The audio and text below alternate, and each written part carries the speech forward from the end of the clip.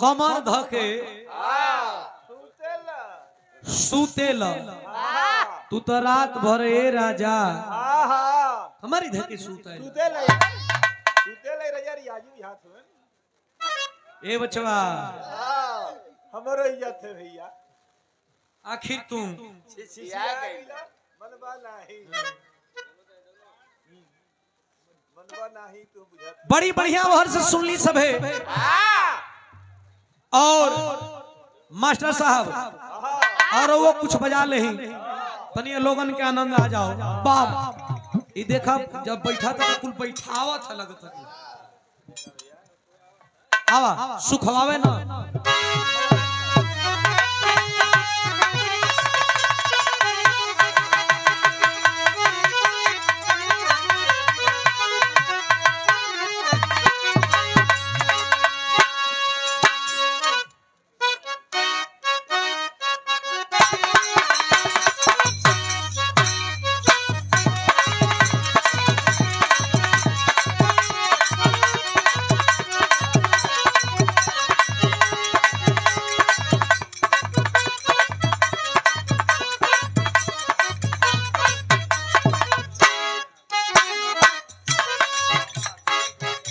विनोद यादव जी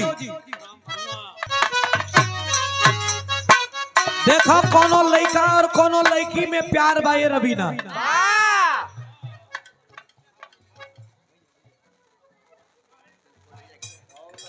शाम radio light and sound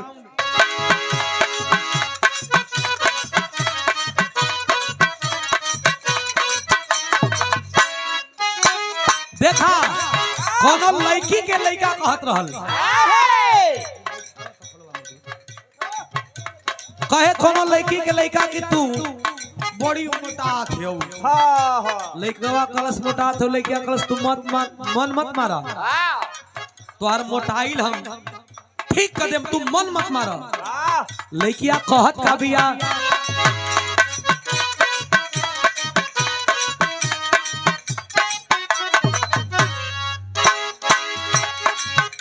अरे मारा न मन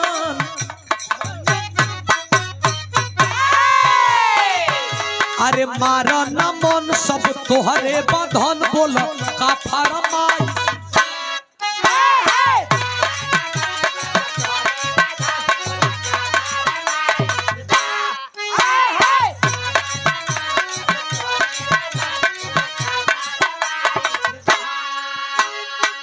और शानदार 200 रुपया पुरस्कार आदरणीय हमारे मामा जी फगुइया के धरती से सिपाही प्रधान जी मामा जी की तरफ से शानदार 200 रुपया पुरस्कार आई भाई बहने के बहुत बहुत प्रणाम। बहने बाबन हो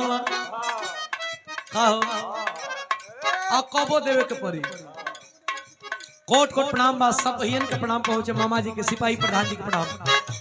अरे मारा न मन मन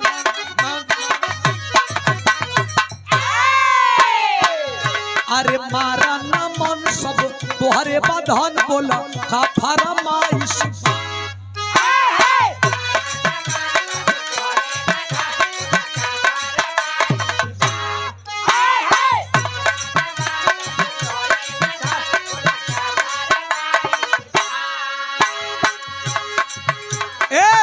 तनी साटा ये जान बाटे नया सामान आऊ मरिया भी बाईस।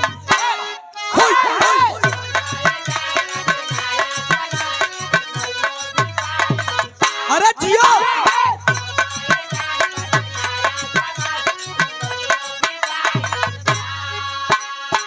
हो कब लेवे न देव हम यहाँ अरे लइकवा कहे आतर तो तू भले न ले देबू लेकिन हमार चॉइस सुना का कहे अरे ना ढेर मोटा या ना ढेर चाकर हमार चॉइस।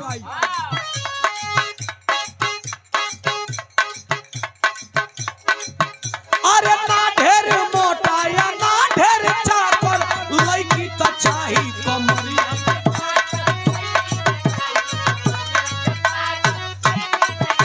ए ए लग जा। अरे ना ढेर मोटा या ना ढेर चाकर लड़की तो चाही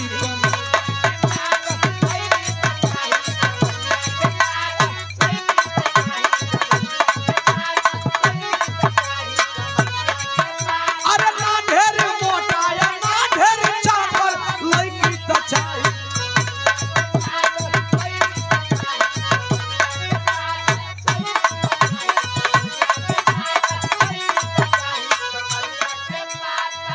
लड़की कहे तुहार कमर का पातर चाहिए लेकिन सुना 24 करे हम गोल पानी हो।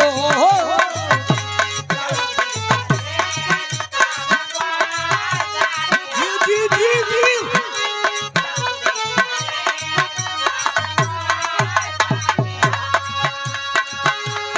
कालो लगल है आजो का कहे 24 करे हम गोड पानी हो।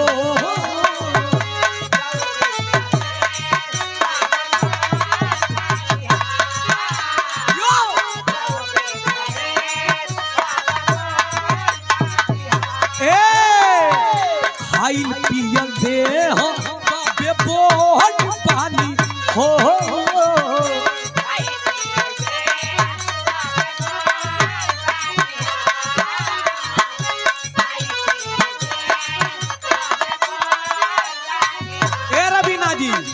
हो जी मकर तो हो खेले टाइट होखे जवन ऊपर ले नीचे ले टाइट होखे जवन ऊपर ले नीचे ले टाइट होखे।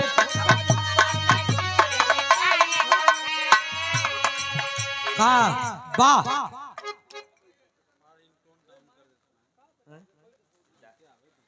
इनके आवे तो भैया ये कम से कम 2000 ये ठकवा दो भैया। तोहर स्वागत है, तू जूतो पहन के आओ कोनो दिक्कत नहीं।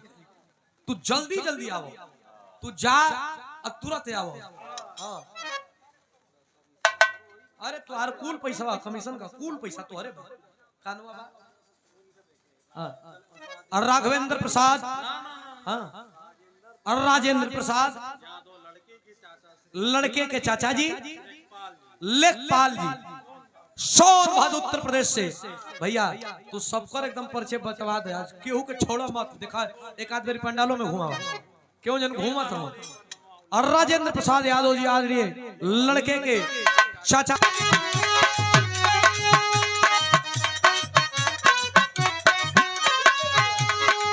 हो जी मकर तो हो खेले टाइट होखे जवन ऊपर ले नीचे ले टाइट होखे।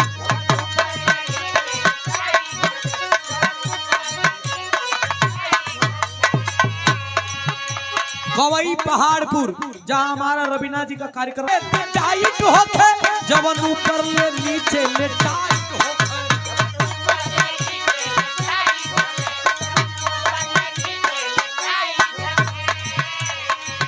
राजकुमार यादव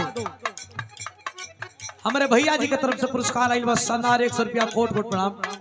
बहुत बहुत टाइट होके जवन ऊपर ले नीचे ले टाइट होके।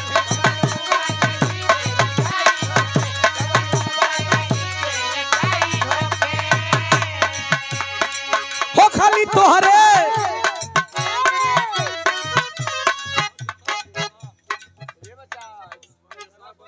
आज मूड में बना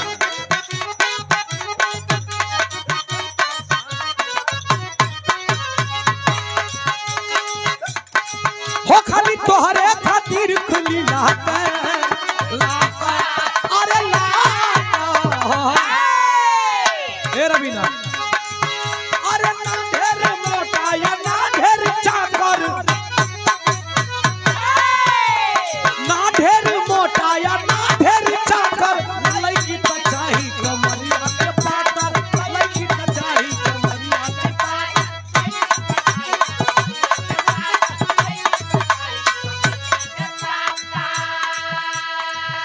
लाहे लाहे साली लाहे लाहे